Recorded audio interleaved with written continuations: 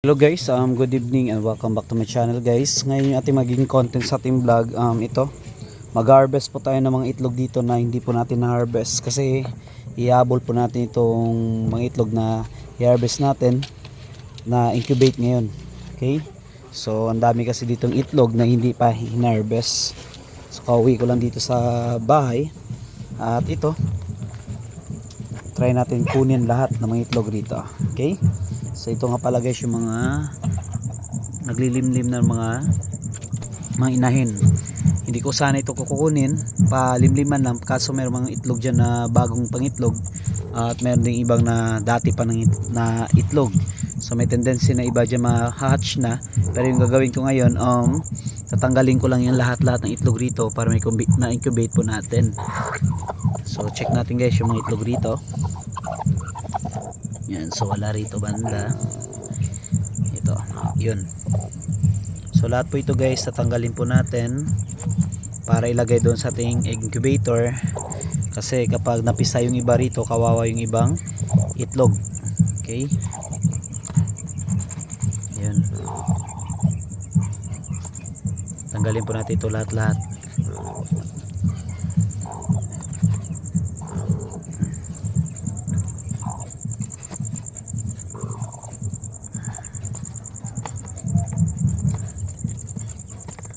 So check natin dito rin banda, baka meron pa dito ang itlog. Okay, ito banda, yun, dito pa ito guys, yan, ito may itlog na ito. Lagay po natin rito para mailagay po natin sa ating incubator. Balik ko yung iba rito guys na form na ng sisiyo, so yung gagawin na lang incubator para naging hatcher na lang siya. Yan, so ito.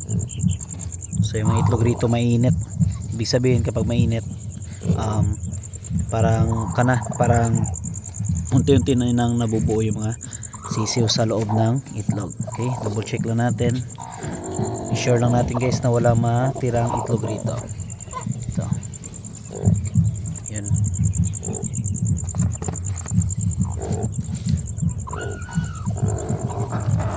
check lang natin.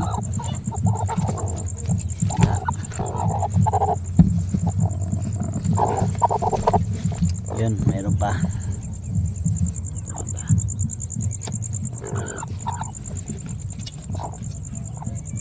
Bulan ni be.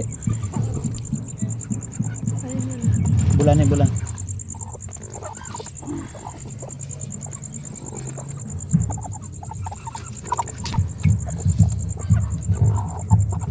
Double check natin.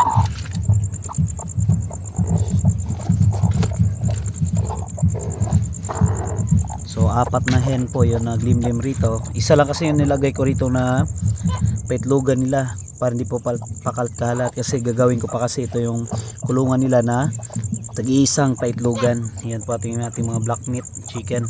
Yan po yung naglilimlim. Okay, bali ito yung na-harvest natin lahat ng mga itlog. So yung gagawin natin dito guys, ilagay po natin sa egg incubator. Okay, bali guys, lagyan po natin ito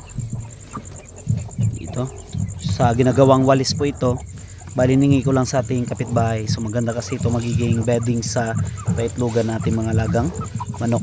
So hayaan natin lang dyan, bala na sila kumbaga sila na bala mag-ayos yan. Okay,